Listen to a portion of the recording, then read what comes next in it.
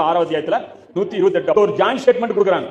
மனிதர்களும் ஜிங்களும் நாங்க கூட்டா இயங்கணும். இப்ப எங்கேயாவது நம்ம பாக்குறோமா ஜிங்களும் மனிதர்களும் கூட்டா இயங்குனது? ஆனா இங்க ஒரு மனித குலத்துல இப்படி ஒரு கூட்டம் இருக்கிறாங்க, ஜின்களோட டைப் வச்சிட்டு இருக்காங்க. அது எப்படி டைப் வைக்கிறாங்க? சோ அமெரிக்கா, ஜெர்மனி இது மாதிரியான நாடுகள் எல்லாம் பாத்தீங்கன்னா வளர்ச்சி மிக வேகமா அடைஞ்சதுக்கு காரணம் என்ன அப்படின்னா இந்த ஜின்களுடைய டைப்பின் மூலமா தான். ஒரு கம்பெனி வீழ்த்தணும்னு வச்சுங்க, இப்ப நீங்க வந்து ஒரு டெண்டர்ல ஒரு கொட்டேஷன் நீங்க இது பண்றீங்க, பில்டிங் பண்றீங்க. இது உங்களுக்கு தெரியும், எனக்கு தெரியும், இன்னொருத்தனுக்கு தெரியும். யாருக்கு தெரியும்? எனக்கு உள்ள இருக்கிறான்ல ஒருத்தன், அவனுக்கு தெரியும்ல நான் டெண்டர்ல எவ்வளவு எழுதுறேன்ட்டு. அது போய் ஆப்போசிட் கம்பெனி சொன்னா டெண்டர் யாருக்கு கிடைக்கும்?